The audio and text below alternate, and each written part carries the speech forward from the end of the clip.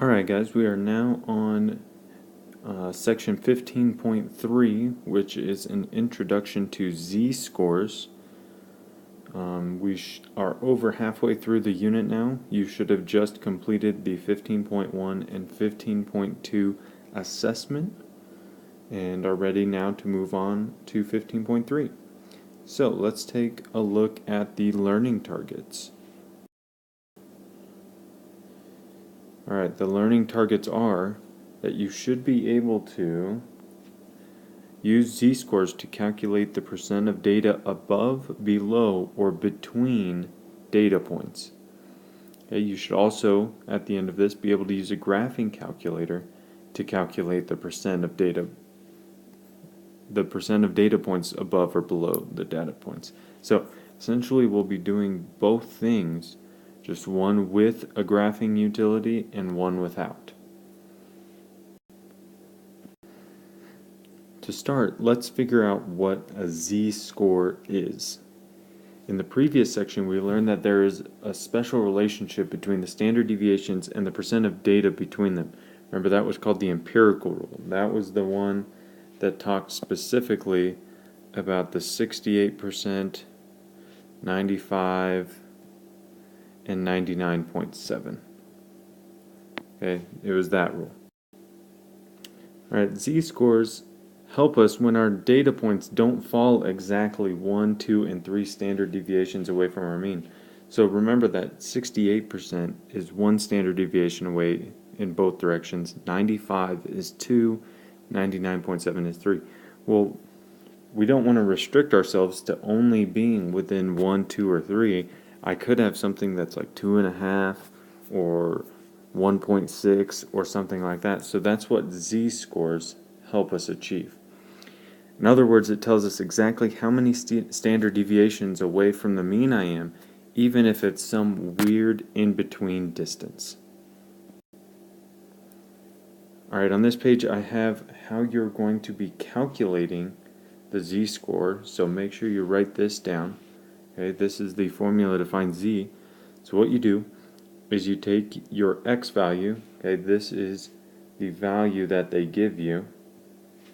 Okay, again, mu is the mean of your data, and sigma is your standard deviation. Okay, so always z equals x minus mu over sigma. So you can imagine z is going to be positive when x is greater than your mean. Because if you're subtracting these two, if this thing is bigger than mu, then on top I'm going to have a positive number. And then z is going to be negative when x is less than mu. So if I choose an x value that's less than the mean, then that means I will have a negative z-score. Okay, let's see how this is going to be applied in an actual situation. So the grades on a midterm at your high school are normally distributed with a mean of 67 and a standard deviation of 2.5. Find the z-score for a score of 70. So if you pick out the things that you need to, this is mean, so this is your mu. Okay, standard deviation is 2.5, so this is your sigma. And then 70 is the one you're testing, so that's going to be your x. So if I write this in my equation, I get z equals 70 minus 67 all over 2.5. Again, that is x minus mu all over the standard deviation. Okay, so you simply just figure this out in your calculator. You know 70 minus 67 is 3, and divide that by 2.5, so you get out your calculator. And let's see. If I do 3 divided by 2.5, I get a z value of 1.2.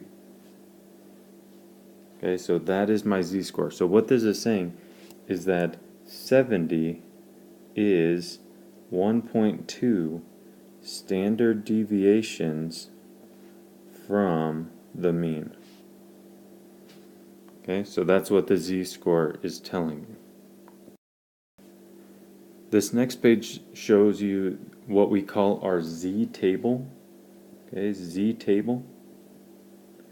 You're going to have to be able to use your z-table in this unit because it gives you a lot of information. So what you'll notice is along the left side,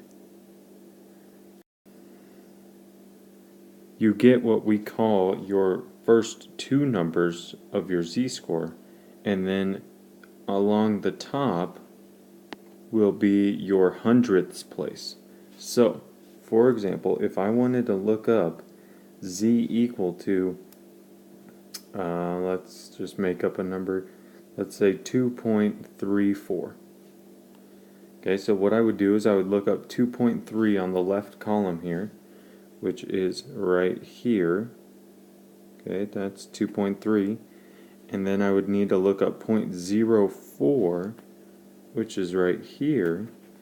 And what I do is I trace them until they meet, kind of like a times table. And so 0.234 corresponds to 0.9904. Okay, and so what a z-table does is, based on your z value, it tells you the percent of data that is to the left of that data point. So if I got a 2.34, that means 99.04% of my data is to the left of that z-score. Okay, and so make sure z-scores always measure things to the left. Okay, that's very important, always to the left. So you can imagine when your z-score is positive, okay, notice that all of these values are bigger than 50%. Because if you imagine right in the middle at the mean is exactly 50%, notice that here I have double zeros and the area is 50%. Okay, all of these ones are negative, and so all of these values are going to be less than 50%. Okay, so less than.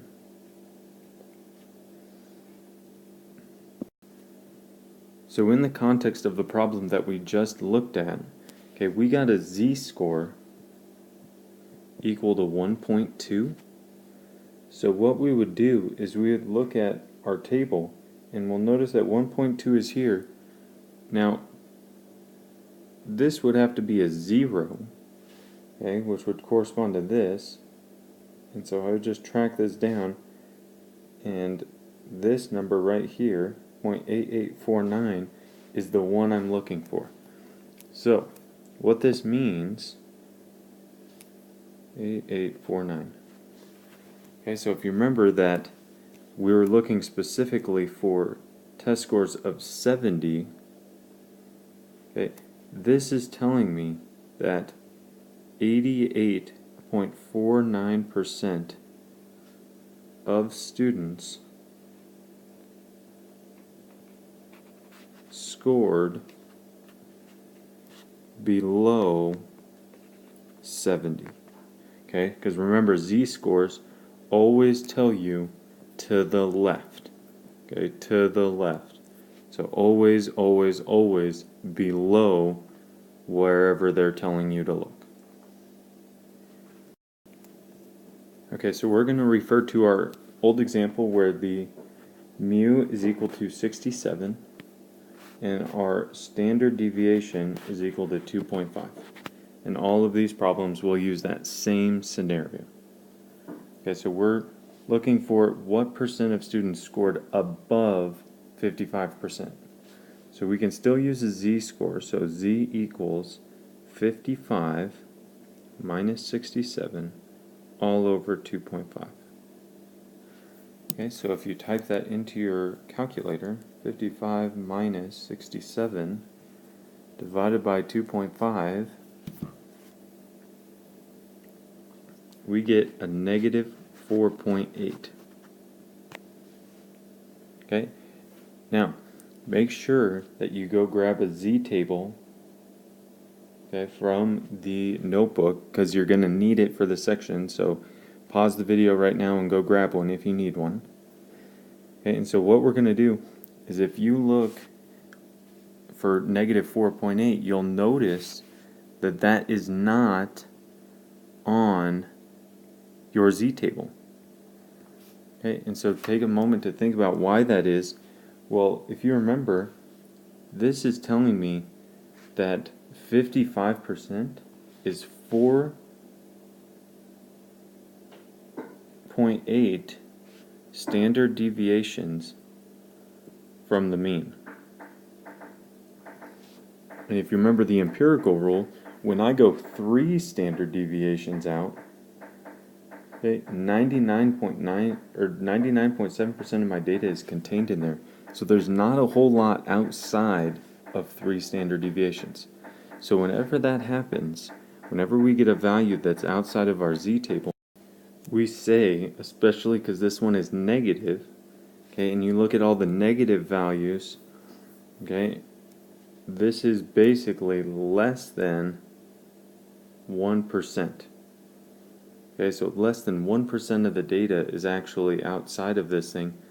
So what we're going to say, this is an above 55%.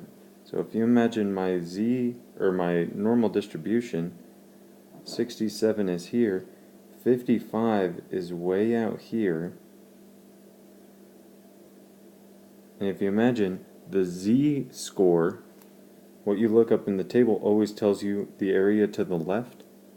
But we want, in this case, the area above 55, so we want this area. So what we would say is, since this is less than 1%, our answer would be over 99%. So in the context of our problem, over 99% of students scored over a 55 on their test. Okay, now to a little bit of a complicated problem. What we're going to do is we're going to figure out the percent of students who scored between 2 values. So again, if you remember, let me do this instead. Okay, here's my normal distribution. Okay, 67 is right in the middle. 60 is somewhere over here. And then 80 is somewhere over here. Oops, 80. Okay, and what I want to find is I want to find the percent of data that is between them. So here's what I got to do. The first one I'm going to find is I'm going to find the z-score for 80. So if you imagine z equals 80 minus 67 all over 2.5. Okay, so if you type that into your calculator, you get mine real quick. 80 minus 67 divided by 2.5 is 5.2. Okay, and then what I'm going to do is I'm going to look that up in my z-table. And again, this is one of those that is off the z-table. So if you imagine the area below 80, okay, this area right here in red is almost 100% of my data, okay, because of this z-score being so high. Okay, so I'm going to do the exact same thing for 60. So then I'm going to go z equals 60 minus 67 all over 2.5. 60 minus 67 divided by 2.5, and I got z equals negative 2.8. Okay, so if I look that up in my z-table, and again, if you're having trouble looking up values in your z-table, let me know and I will certainly help you. Okay, for negative 2.8, this in the z table corresponded to point 0.0026. Okay, now remember that this represents the area again below 60. Okay, and again, you could change 100 is going to be like 1.00 as a decimal. And so if you imagine, all I want is this black area in here. So what I'm going to do is I'm going to take the red area minus the blue area. So what that looks like is it looks like 1.00 minus 0.0026. And so if you type that into your calculator, you get 99.74. Whoops, let me change that. You get 0.9974, which you can interpret as 99.74% of students. So in other words, 99% of students scored between a 60 and an 80 on this test. Alright, at this point, pause this video and do section 15.3, problem 1, questions 1 through 3 before continuing. Okay, if you've been working along in the book as we've been going and you're already done with those, perfect, then you can continue on. But make sure that you do those problems. Alright, the next thing we're going to do is we're going to look at how to use our calculator to do this really quickly. So the first thing you're going to do is you're going to hit second, which is up here, okay, second, and then vars. Okay, vars is right next to your clear button. Okay, and so what you're going to do after that, if you do it correctly, a menu should come up and you should be able to select normal CDF. Okay, we don't want normal PDF, make sure we want normal CDF. Okay, what you're going to do is you're going to enter the information from the problem using this format. You're going to hit the lower bound of your interval. Okay, so if there's a minimum value for your data, that's what you put in first, comma, the upper bound of your interval, so your top value, what your mean is, and what your standard deviation is. Okay, make sure you do include the commas, otherwise it won't work. And then when you press enter, you'll get your answer. Okay, using a calculator is really nice because it has the Z table built into it to calculate all this stuff for you. Alright, so let's do the last 3 examples that we did using the calculator. So the first one we did was below 70. So if you imagine on our little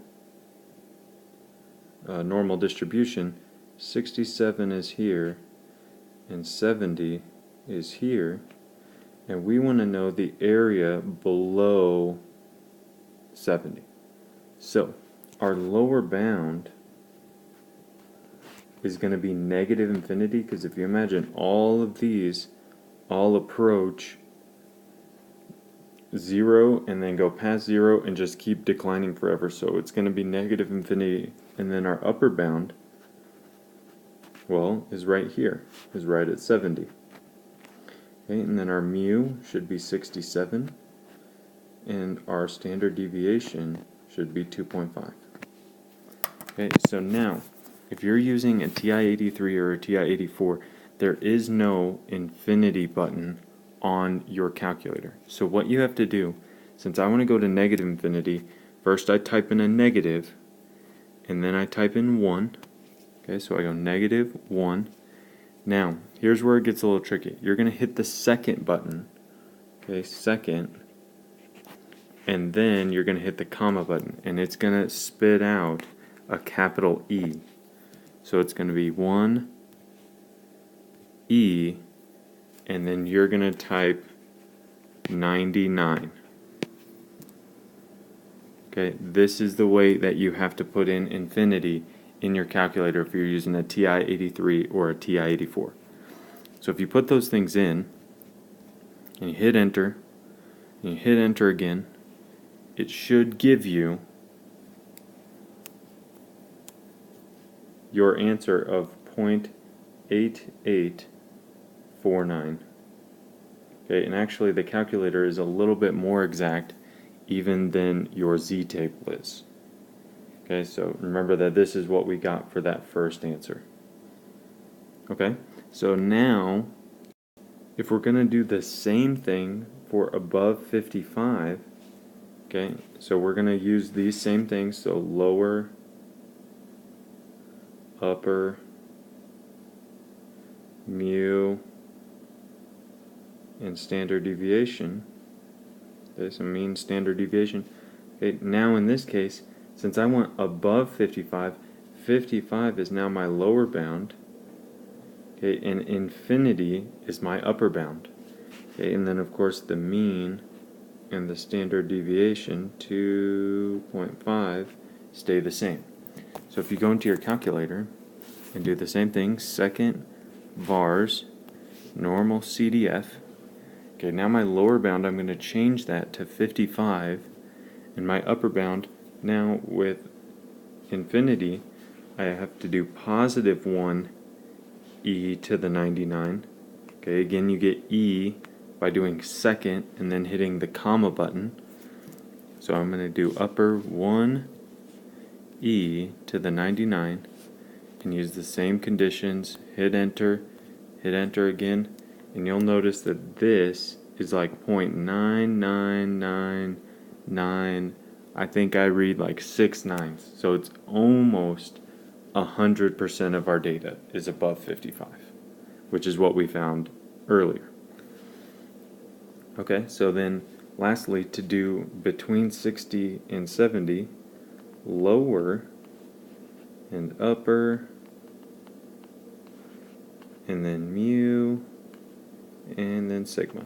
So lower will be 60, upper will be 80, mu will be 67, and sigma will be 2.5. So if I go back into second vars normal CDF, and I type in 60 and 80, and then keep my other conditions the same, I get 99 or 0.9974, just like we got in that last example using the z-table.